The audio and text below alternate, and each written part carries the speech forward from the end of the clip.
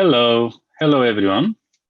We have with us now Bogdan Costea, Head of Information Security at ING Bank Romania, who previously spent 12 years auditing both business and IT processes, including cybersecurity. Having extensive knowledge on both business and security processes allows Bogdan to identify, assess, and drive implementation of security controls without impeding too much business processes. Bogdan is highly aware of the need that nowadays security must be embedded in people mindsets and part of the core business of the companies, as it is not an IT issue alone. In his current role, he's preaching this on every occasion. Bogdan, welcome. Welcome to you too. Thank you for having me here. We know that now security is not only a risk management topic, is clearly a competitive advantage. And making this usable is really vital for smooth implementation and overall cybersecurity concept of an organization like your organization. What would you like to share with us today? Yeah, I was looking through the agenda and I saw the presentations of my colleagues, really insightful and full of technical details. And I thought of changing a little bit the perspective and looking at the security not from a techie or a developer perspective, but from a usability perspective. How do users, how do we all interact with the products and implicitly with the security? I would not call it constraints, but usually you feel it like this. So how do we interact with the security which is built in on our security products? So last year Perfect. We were, I will start and go to the presentation. Last year, basically our world shattered. We moved from face-to-face interaction from mainly seeing each other and being able to gather into the meeting rooms to discuss and to talk into a fully online environment and to conduct our meetings and even to discuss with our customers and to interact with our customers mainly online. We saw it also in Romania that authorities have moved primarily from face-to-face requirement to go to their offices to the online. So all this sudden moved into the virtual world and our reliance on devices and software has increased twice or maybe even 3 times. And what was once done in person now requires a Teams meeting or a Zoom meeting or whatever, or you just go to a website and you add your information and you get it delivered, for example, if you want to buy something. As developers and security experts, we are used and we know how to secure our code base. We do security peer code reviews. We do static application security analysis. We do dynamic analysis of the security aspects. We do penetration testing or red teaming, but just to get a product which is secure and free of security bugs. That's why I thought it would be nice to put some focus on usability of security. How usable are all the features which we are putting into our products from a security perspective? What do the users of the products understand from the security point of view? And the main challenges it's to think about how to approach this aspect. So in the next half an hour, I will go through what is actually usable security, what are the main challenging aspects of the usable security, and what to do next in order to have a better product and a usable product from a security perspective. We have focus groups on customer experience, on UX. How do you design features? How does the customer interact with your product? But we tend to develop the product from a feature perspective, and we tend to forget to take into account the security aspects. And that's why many times we see security implementation which come as bolted on the products, or they feel like an add-on, something which was added later or unnecessarily evil. So I think in today's world, the security aspects of the products count as much as the features of the application, because it does not matter how good the UX of the application is, how feature-packed that application it is. If you cannot provide assurance to your customers that it is secure on one side, but also if you cannot allow your customers to interact with that application or with that product in an easy and secure way at the same time, you still have a problem. Although the domain of usable security is not new, it's 20, 25 years old or so, it is still now mainly used into the academics world, and that's why we still have no clear definition of what is usable security actually. You have a definition for usable, something that can be used or that has a purpose. We have a clear and broad definition for cybersecurity, something that can be done to a person, an organization, or country, or computer to perpetuate, to protect against crime or an attack using the internet or online environment. In a nutshell, security, usable security is security that must serve a purpose. And the end purpose is the user. It's not the product in itself, it's the user and the security of the user that is using our product. On one side, in security, we have all these confusing terms and this jargon that describes the security environment and its the many risks. Let's say you have data breach, you have catfish, you have dark web, Trojan horse, brandjacking, firewall, ransomware. You have multiple controls to protect. You have encryptions, you have antivirus, you have PGP encryption, you have SSL, now TLS, or you have multi-factor authentication. All this comes with an overwhelming amount of information, and consumers, users are flooded with this. So as from a user perspective, you start to think, okay, what does it actually all this mean to me? When it is enough, I'm safe if I'm doing, if I'm browsing a site over TLS. I'm safe if I have an antivirus and I access my email with multi-factor authentication. You just don't know. So this is a challenge with security and usability. When you first put the two terms together, it seems almost like an oxymoron, something that will never happen. Then the user will start, I will never understand security and I will never be able to make use of it in a secure way. Why should I bother with it? That's why you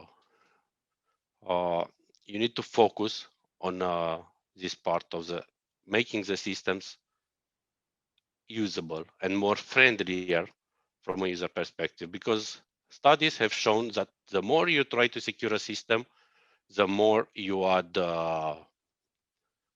usability of that system, and the more you increase the bad perception of the users of that systems. Why? Maybe because it feels like something which is bolted on, like a necessary evil, like I said, rather than something which was built into the product as for a purpose, to serve a purpose. If you dig deeper into the topic, I think there are 5 main areas of attention which contribute to these challenges. One is authentication, is the first and the foremost thing that users interact with. They see the first thing they come across is the login screen. How do you authenticate your user? Second one is encryption. too many confusing and too technical even for seasoned developers. Privacy. In today's connected world, we talk more and more about privacy. How do you ensure this? How do you provide assurance to your customers, to your users, that their data is safe and is kept private? Social engineering. We all see in the media that it is filled with social engineering attacks and cases where people are scammed. And to make matters worse, when we are developing our systems, we are putting a lot of security messages and a lot of security warnings. Now, if you look at authentication, you need to decide when enough is enough. It's funny that I have not spoken with my previous colleague, which was presented, but we both have chosen the same image as a comparison to highlight the unnecessary complexities that we are building into the products. So we need to understand that the users are not the enemy, and we do not always need to protect against them. We need to protect them first and foremost. And for many years, what we used as a protection measures and to authenticate the users were the passwords. Why? They are easy to deploy, easy to adapt, easy to remember if you use a password, but nowadays you come with added complexities that you need to have different password, you need to have complex password, at least 12 character long, not to reuse it and stuff like this. And you end up with things like the second image.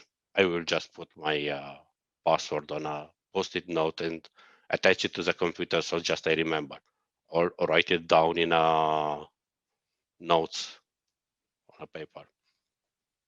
So, and we see that the security breaches have increased exponentially, and users are bombarded with news, with messages that their data was not protected, that their access to the specific sites was, how to call it, was compromised.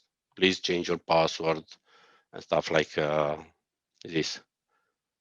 Now, with more and more, you saw users which were moved from a secure perimeter at work to a work from home environment.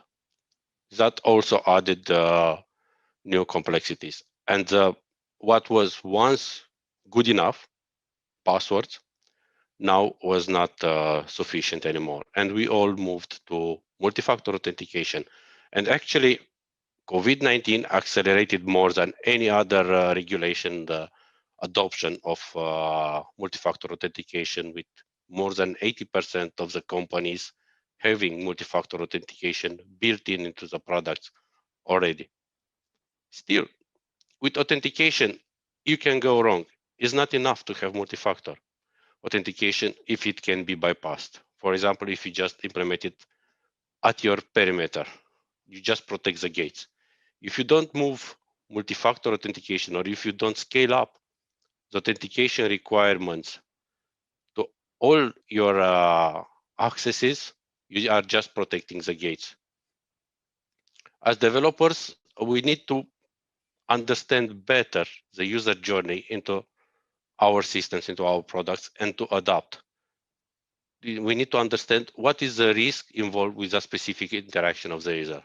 This will allow us to increase the security needs. Okay, maybe in some screen which requires a payment, I need to put multi-factor authentication. But maybe I do not need to bother the user with multi-factor authentication just to show him some details, some information. So while multi-factor is gaining traction, a secure way to implement it, but also a way of implementation that is not into the user face, that is not forcing the user to authenticate with multi-factor for each and every action, needs to be implemented as well. Encryption is one other factor which deters users from adopting a security stance.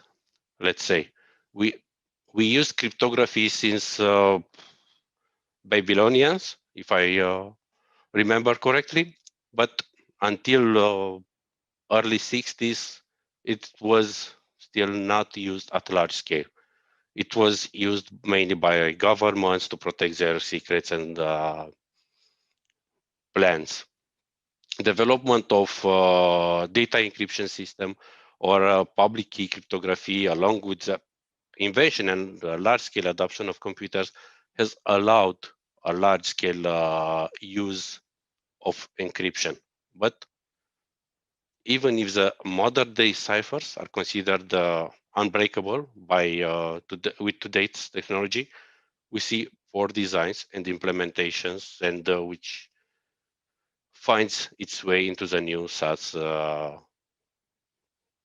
mainstream media immediately picks it up. WPE is one such case where for the Wi-Fi, the security design was poor from the beginning.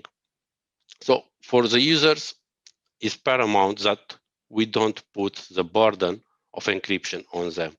We need to make design choices. We need to allow them to use the tools with the right level of settings pre-configured for encryption.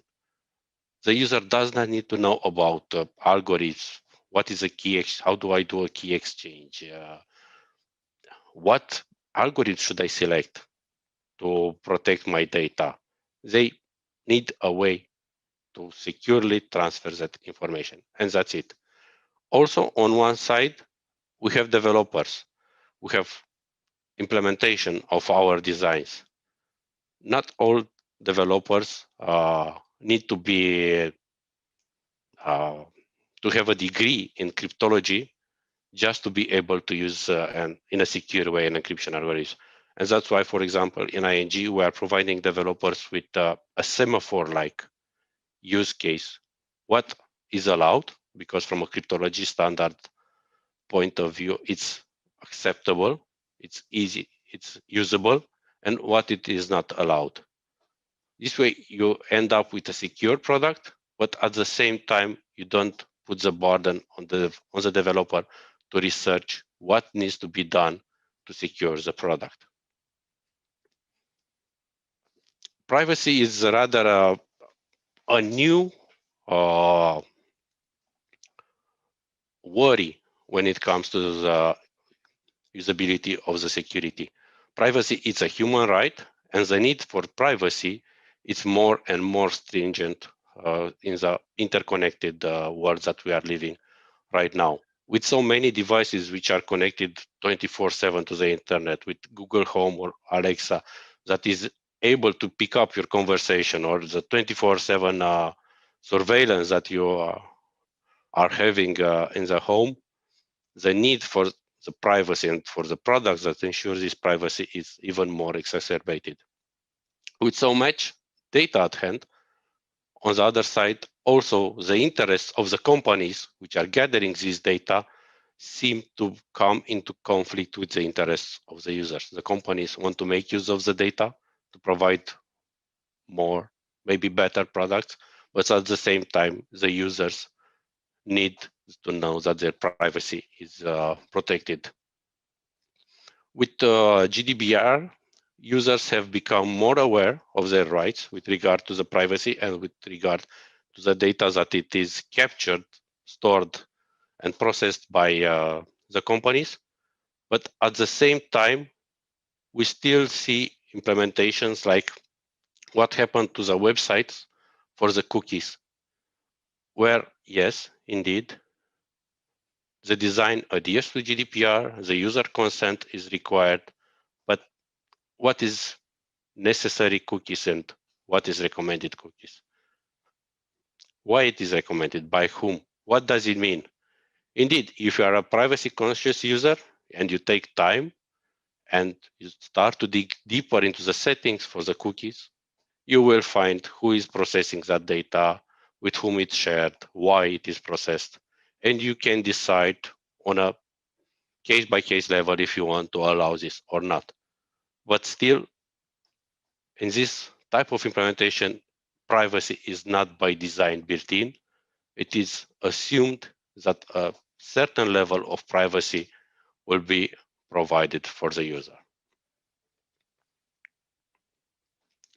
Social engineering, it's the manipulation of the people into performing some actions or divulging some confidential information. Con artists have been around for ages, but they have evolved and right now have a far greater skill sets than the average users, and they know better how to use technology, and they have better persuasion skills. As humans, we are hardwired to socialize. We are hardwired to assist others, to help them to succeed. On the other hand, there is no wonder that the same traits that we are having are also the most one exploited by the con artists, and social engineering is nowadays the most common vector of attack. That's why when we are developing our products, we need to think from the user's perspective. We need to think our way of interaction with the user in such a way that we limit the capabilities to be used in the social engineering attack.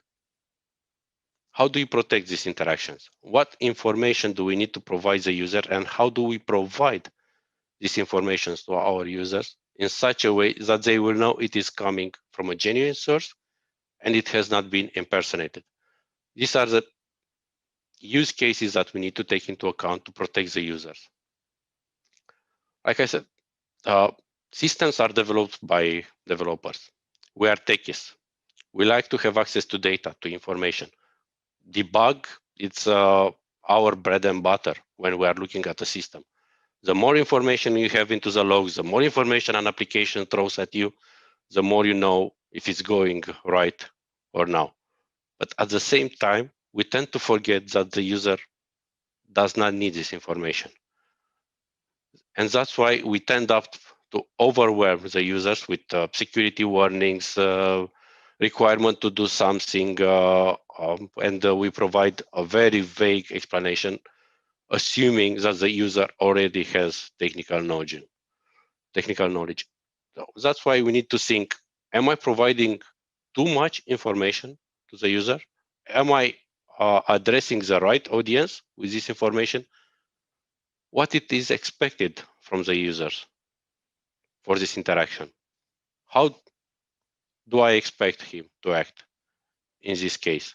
These are some design choices that we need to take from the beginning to be sure that we don't overwhelm the user.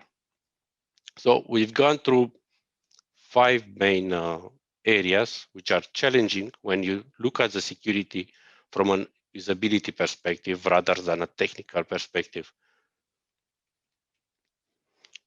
So what now?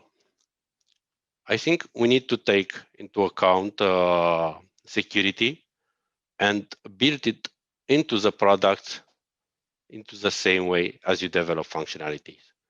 In the same way you test functionality, you test the user interactions with the features of the product, in the same way you need to address also the security part. It is an integral part of your product. It is not an add-on. Also, think of security from a beneficiary perspective. Do not think of security just for the sake of the security. Think of security, how it can be used by the user. How is security addressed at the right level? What challenges are faced by the beneficiaries of the security? We tend to focus on products, to push a product, rather on to finding the best solution. Also, throughout the development cycle, yes, it is necessary to have feedback on how the user is using our product, to have feedback on how good or bad our product it is, but also we need to have feedback from the user on the security aspect. We need to allow the users to report if they have some security concerns, if they have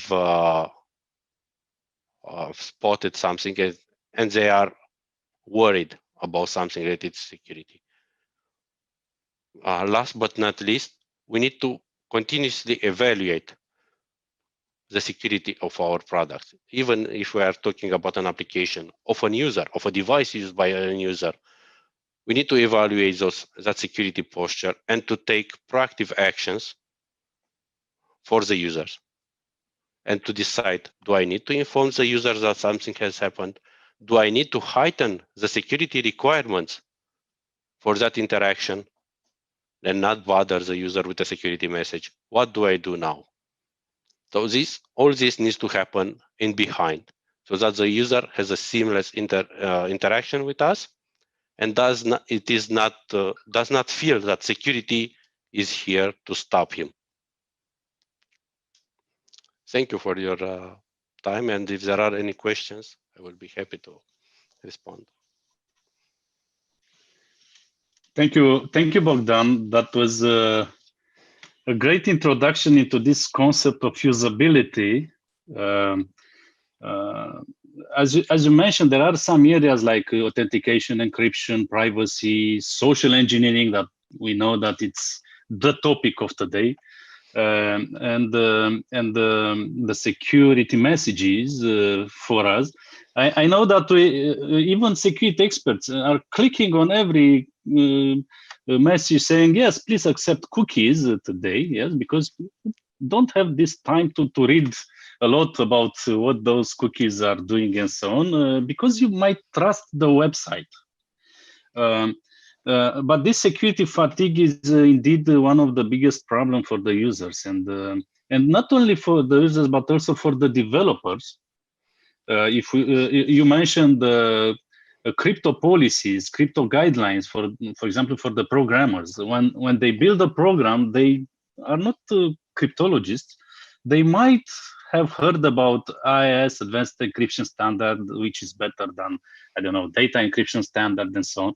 But if you go deep into the parameterization of those crypto systems, actually, because they also speak about key management systems, that's quite a complicated stuff. What do you think? Where are we now in matter of this usability, and how far the society will move to this, let's say, DevSecUseOps concept to integrate the usability in the entire process? Steps are being taken, and companies more and more are looking at the security as a feature of the product rather than as a necessary evil. So in the same way that you are looking at something to differentiate you from the competition, in the same way you take security into account. And I think the challenge it is in this case not to look with a security expert hat, but to look at it from the user's perspective. What does the user understand from your warning messages? How does the user interact with the product? And I think this is the hardest part for us as developers, as techies, to do. And that's why it requires a lot more research and a lot more time spent in the development, in the design phase, not the development phase, in the design phase, to design the flows in such a manner that they take into account not only the product feature, but also the security aspects. You can provide security for the end user, not by pushing the messages, not by putting the burden on the end user, but assessing, okay, what is the security posture of my interaction with the user? I know the user, I trust his devices, is his device secure or not? If yes, okay, I will be more, let's say, more relaxed from what the user feels from a security notifications or security burden. But if I feel that something has happened, I don't know, I have an interaction with the user from a whole different location, which I've never seen for that user and stuff like this, then maybe I want to make sure that it's a user I'm speaking to. I want to take some additional measure. Also, yes, for the developers, unless you are a developer which is developing new ciphers, new cryptology means you don't need to have a degree in this to develop a right product. That's why, like I said, we are using that semaphore. Okay, what it is acceptable or not. When you configure it, okay, let's go the route which is green, maybe on yellow if we don't have it yet, but never on red, for example. And that's Bogdan, the last question. Yes, it answered my question. Please. Bogdan, the last question from the audience, from Magda. What recent advancements in privacy-preserving technologies do you think will help to protect user data without affecting user experience? So what recent advancements in privacy-preserving technologies do you think will help to protect user data without affecting user experience? Very short answer, please. Yeah, I don't think that is the technology that will protect the user data. It's how the technology is used. And I think data minimization and storing just enough of the data required will help make better use of the technology. Thank you, Bogdan. Thank you. Thank you for your presentation. It was really important to mention this usability feature, which has to be embedded in our solutions that we use as normal users, normal customers. Thank you a lot for your presentation again, and please remain with us during this conference for the other speeches. I will. Thank you, Bogdan. Thank you very much.